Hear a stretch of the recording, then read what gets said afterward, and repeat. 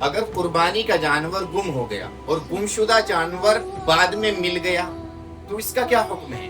جواب یہ ہے کہ اس کی 3 صورتیں ہیں۔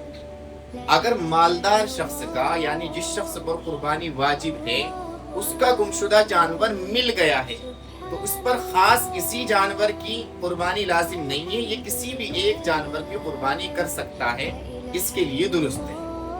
نمبر 2، اگر غریب شخص کا گمشدہ جانور ملا اور اس شخص نے یعنی وہ صاحب حیثیت نہیں ہے، اس پر قربانی واجب نہیں ہے، اس نے ابھی تک دوسرا جانور خریدا بھی نہیں ہے، تو جو جانور ملا ہے، گمشدہ جانور جو مل گیا ہے، بس اسی کی قربانی کر لے، یہ قربانی کرنا لازم ہے۔